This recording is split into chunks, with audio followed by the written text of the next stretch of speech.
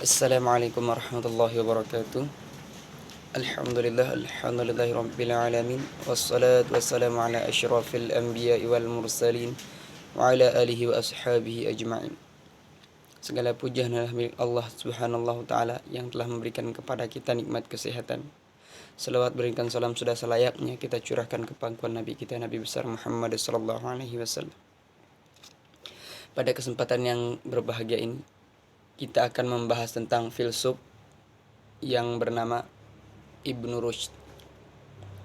Sedikit kita akan menceritakan tentang biografi intelektual Ibnu Rushd. Tokoh yang dalam bahasa Latin sering disebut dengan Averroes ini bernama lengkap Muhammad Ibnu Ahmad Ibnu Muhammad Ibnu Ahmad Ibnu Ahmad Ibnu Rushd.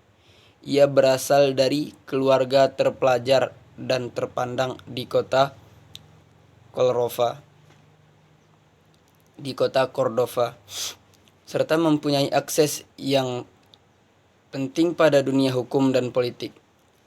Ibnu Rushd ini sangat memiliki akses yang penting di dalam politik dan dunia hukum. Karena mempunyai kesamaan dengan kakeknya dengan julukan Abu Walid, maka tokoh ini disebut dengan julukan Ibnu Rushd al-Hafiz atau sang cucu, sementara kakeknya dijuluki Ibnu Rushd al-Jad, yakni kakeknya.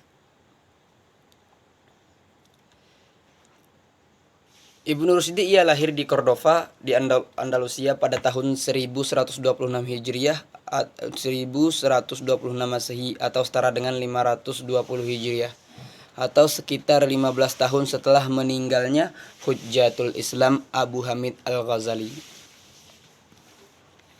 Mungkin hanya sekian penjelasan kita sedikit tentang biografi Ibnu Rushd. Dan kemudian kita lanjutkan dengan penjelasan tentang karya intelektual yang dimiliki oleh Ibnu Rushd. Ibnu Rushd merupakan salah satu filsuf terbesar di barat pada masanya.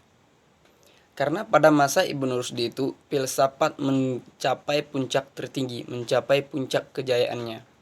Ia termasuk tokoh pemikir yang memiliki berbagai cabang ilmu, yang menguasai berbagai cabang ilmu, meliputi salah satunya seperti filsafat, teologi, fikih, falak, kedokteran, nahwu.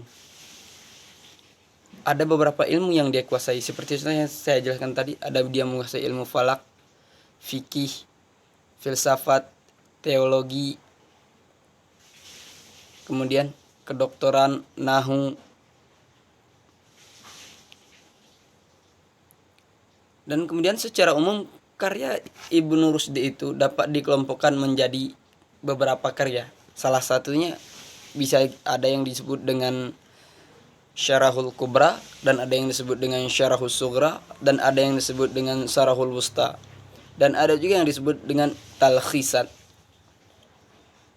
Selain karya aslinya, karya ulasan itu sebagian Ibnu Rushd dilakukan terhadap karya Aristoteles.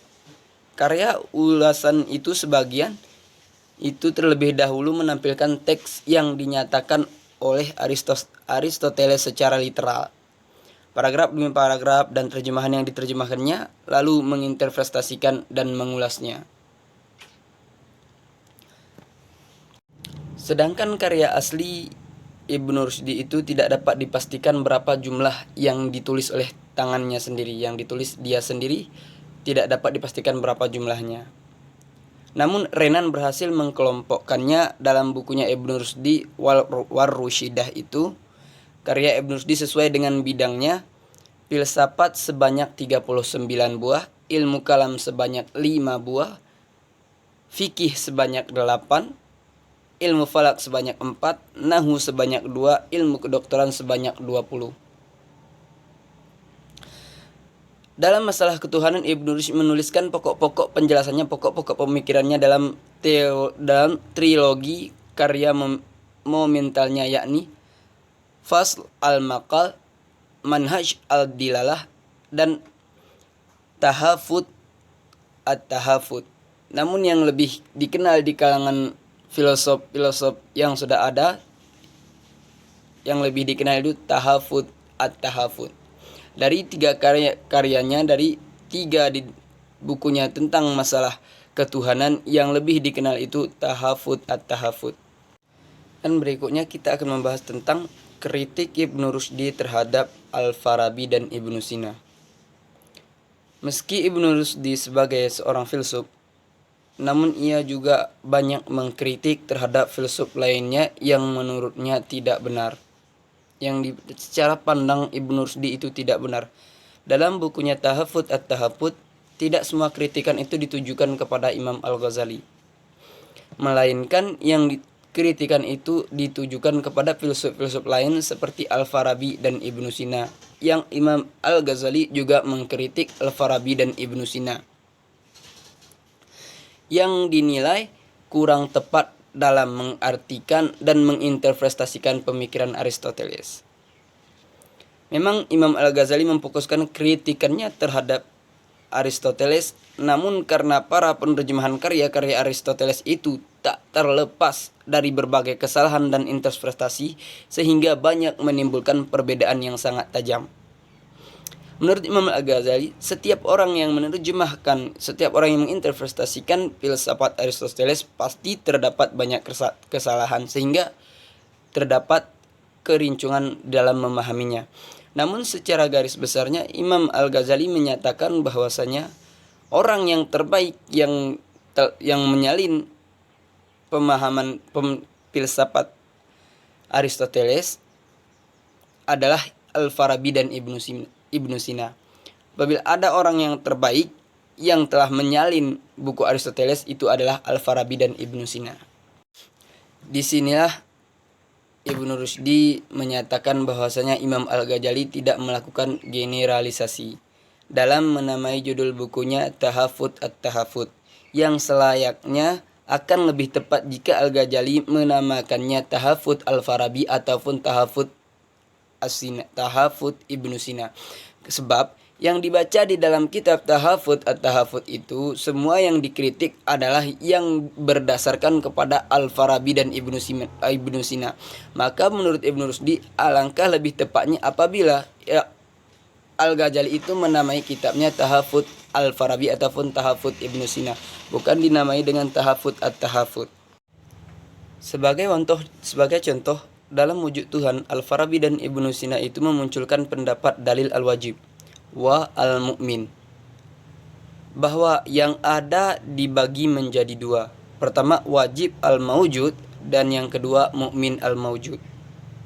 Wajib al-mawjud ialah yang menyebabkan mu'min al-mawjud, sehingga hubungan keduanya bersifat emanasionistis. Menurut Jamil Salafi, pembagian keduanya sifat itu tidak dapat dijumpai di filsuf lain kecuali di Ibnu Sina dan Al-Farabi. Sehingga karena itulah Ibnu Rushdi menilai negatif terhadap Ibnu Sina. Sehingga karena Ibnu Rushdi itu menilai bahwa Ibnu Sina telah mengikuti metode teolog, khususnya Al-Juwaini, yang menyatakan bahwa alam seluruhnya ini diliputi oleh berbagai kemungkinan. Ibnu Sina berpendapat bahwa segala yang ada selain Allah adalah mukmin dan jaiz. Ibnu Rushdi menyatakan jika teori tersebut dikatakan bahwa bisa saja terjadi segala suatu kemungkinan keadaan yang berlawanan dengan keadaan alam saat ini, seumpamanya air bergerak ke tempat yang tinggi, matahari terbit di arah barat dan tenggelam di arah timur, batu jatuh dari bawah ke atas, maka hal itu baru sebatas retorika saja. Sebab secara aksiomatik hal tersebut terbukti tidak benar akan keadaannya dan tidak akan mungkin terjadi secara teori. Sedangkan terhadap pandangan yang menyatakan bahwa yang jaiz itu adalah baru yang dibuat oleh pembuatnya, maka hal itu menurut Ibnu Rushdi tidak dapat dibuat oleh pembuatnya.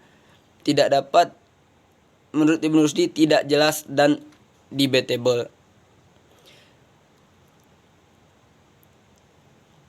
Plato membolehkan sesuatu yang jais secara ajali, sementara Aristoteles menolaknya. Maka hal itu merupakan masalah yang sangat niscaya dan mungkin terjadi. Secara garis besarnya, Plato membenarkan akan terjadinya sesuatu yang jais itu bisa saja terjadi secara ajali, namun Aristoteles menolak keterangan tersebut. Sama seperti filsuf-filsuf yang sebelumnya kita bahas, Ibnu Rushdi juga tidak terlepas dari pendapat tentang wahyu. Bahwasanya Ibnu Rushdi berpendapat wahyu memerintahkan rasionalitas. Ibnu Rushdi memaknai wahyu itu lebih sebagai hikmah, lebih dari hikmah, yang diartikan sebagai pengetahuan tertinggi yang memiliki ekstensi spiritual. Menurut Ibnu Rushdi, Nabi mendapatkan hikmah ini bagi seorang Nabi itu sehingga dia dapat mengetahui hakiki dan kebahagiaan. Sehingga seorang Nabi dapat mengetahui kebahagiaan dunia akhirat dan kebahagiaan duniawi. Ibnu Rushdi mengatakan bahwasanya yang menerima wahyu itu berarti telah menerima hikmah. Namun bukan setiap yang ahli hikmah itu menjadi seorang nabi. Berdasarkan hal itu kemudian dikeluarkan undang-undang syariah atau kebijaksanaan yang praktis kepada manusia demi tercapainya kebahagiaan yang dimaksud.